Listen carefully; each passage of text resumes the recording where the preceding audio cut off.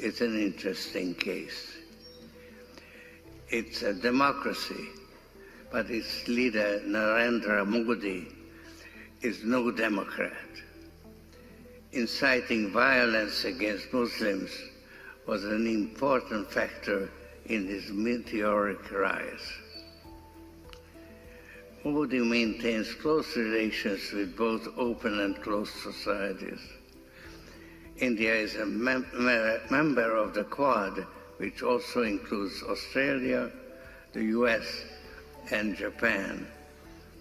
But it buys a lot of Russian oil at a steep discount and makes a lot of money out of it. अस्सलाम वालेकुम, आदाब, नमस्कार दोस्तों, कैसे हैं आप सब लोग। एक नाम बहुत ही चर्चे में है इस वक्त भारत की मीडिया में, जिसका नाम है जॉर्ज सोरोस। जॉर्ज सोरोस जो है वो अमेरिका का एक उद्योगपति है जिसकी उम्र लगभग 90-92 साल की होगी। बहुत ही बूढ़ा इंसान है, लेकिन बहुत ही कुख्यात नाम है ये। कुख्यात किस लिए है मैं बताता हूँ आपको। इसका नाम अक्सर आप उन देशों में ज़रूर सुनिएगा जहाँ पे अस्थिरता फैली। जिस देश में प्रोटेस्ट करना होता है या फिर उसके मार्केट को, उसकी अर्थव्यवस्था को नुकसान पहुंचाना होता है, या फिर डेमोक्रेसी वहां पर लाने के नाम से जिस तरीके का आपको प्रोटेस्ट, हंगामा, लोगों का प्रोटेस्ट सरकार के ख़िलाफ़ में दिखाई देगा, उसके पीछे इसका नाम ज़रूर लोग लेते हैं। ओपनली नहीं, छुपे हुए अंदाज में ज़रूर रहता है। रिसेंटली इन्होंने एक बयान दिया, जॉर्ज सोरोस ने, जिसकी तस्वीर आप देख रहे हैं।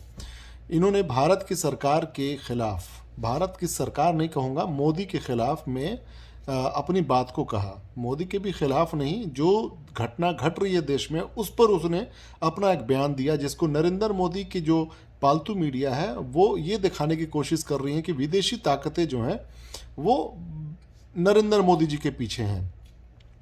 तो आपको मैं बता देता हूं कि जॉर्ज सोरोस को मैं भी मानता हूं कि ये कोई अच्छा इंसान नहीं है, जिसके पास अरबों अरब रुपए है। ऑफिशियली इसके पास डिक्लेयर्ड 7 बिलियन के करीब पैसा है, $7 बिलियन, लेकिन अनऑफिशियली और इसके ऑर्गेनाइजेशन जो ओपन फाउंडेशन के नाम से चलता है वहाँ पर लगभग $35 बिलियन का ये मालिक है। तो बहुत पैसे वाला है।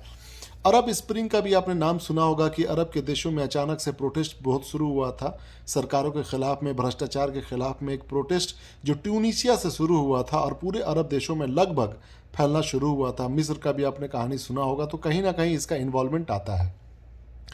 भारत में इन्होंने क्या बयान दिया है कि जिस तरीके से मुस्लिम के ख़िलाफ़ हिंसा भड़क रही है या मारने की कोशिश होती है या उनके खिलाफ जेनोसाइड करने का जो मामला सामने देखने को मिलता है, उसमें इस जॉर्ज सोरोस ने सीधे सीधे नरेंद्र मोदी पर टारगेट किया है, सरकार पर टारगेट किया है। नरेंद्र मोदी पे, सरकार पे नहीं। सरकार पे क्या टारगेट किया है वो मैं बाद में बताऊंगा। तो नरेंद्र मोदी पर ये इन्होंने टारगेट किया है। दूसरी बात ये कहा कि इनकी जो ताल्लुकात हैं, जो Narendra Modi is associated with open and close society, something कुछ इस तरह की इन्होंने बात कहा, जो एक इशारा है कि ये इनके जो ताल्लुक हैं जो ओपन और क्लोज दोनों तरह के सोसाइटी में है। ओपन क्लोज का मतलब क्या? जो ओपन वो इंस्टीट्यूशन जो भारत में दिखाई देती हैं, जो संस्थाएं काम करती हैं, और क्लोज का मतलब वो हो सकता है जो लोग छुपे अंदाज में एक सोसाइटी बना के काम कर रहे हैं, किसी को नुकसान पहुंचाने के लिए, किसी का नाम खराब करने के लिए, वो दोनों से जुड़े हुए हैं। इस तरह का जॉर्ज सोरोस का क्लेम है। वो वीडियो में भी चला दूंगा, छोटा सा क्लिप है, वो देख लीजिएगा आप। सरकार के खिलाफ क्या उसने बोला है कि जिसके खिलाफ मैं भी हूं। जॉर्ज सोरोस ने कुछ बातें जरूर कही हैं जिसमें कुछ बातें सही हैं, कुछ बातें जो सरकार के खिलाफ है वो मैं एक्सेप्ट नहीं करना चाहता, क्योंकि भारत सरकार की हमेशा ये कोशिश रहेगी कि जो उसे सस्ते में सामान दे दुनिया में, जो उसका दोस्त है, जो उसका एलाई है, उसके साथ भारत का ताल्लुकात अच्छा रहे। भारत सरकार जब से भाजपा की आई है, ऑलरेडी विदेश नीति हमारी बहुत ख़राब रही है। हमने ऐसे ऐसे दोस्तों को खोया है, छोटे छोटे देश ही सही, जैसे नेपाल ही बगल में है, उसके साथ भी रिश्ते ख़राब हुए हैं। ये भारत सरकार, मोदी सरकार, भाजपा सरकार की नाकामी है। तो जॉर्ज सोरोस ने क्या कहा कि इंडिया क्या करता है कि इंडिया अपना दोहरापन दिखाता है। ये यूएस के साथ क्वाड जो ग्रुप है, ऑस्ट्रेलिया, यूएस और भारत, 2-4 कंट्रीज़ का जो ग्रुप है, इसके बावजूद भी इंडिया इसका फिक्र किए बगैर रशिया से तेल खरीदता है और करोड़ों अरबों रुपए कमाता है। इस बयान के मैं खिलाफ हूँ, क्योंकि ये भारत की बात है।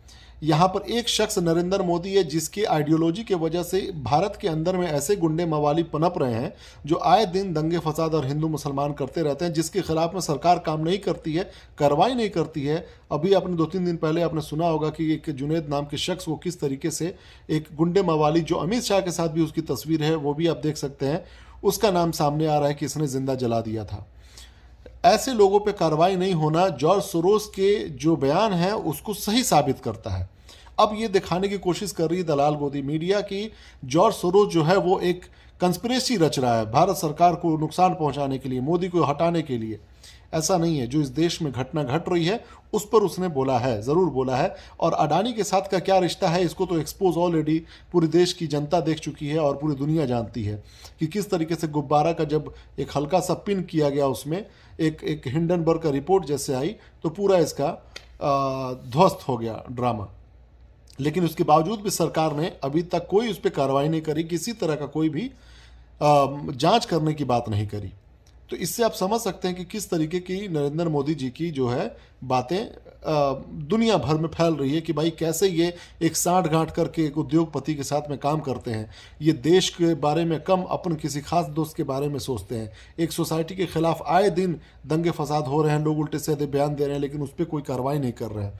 आए दिन जो है कोई ना कोई उठता है, बयान देता है, दंगे फसाद करता है, किसी को मार देता है, किसी को मॉब लिंच कर दिया जाता है, लेकिन किसी तरह का कोई फिक्र नहीं होती। तो जॉर्ज सोरोस के बहुत सारे बातें थी और इसको गोदी मीडिया, दलाल गोदी मीडिया एक कंस्पिरेसी के तौर पे दिखाने की कोशिश कर रहा है भारत के साथ, जबकि उसकी बहुत सारे बयानबाजी में सच्चाई है।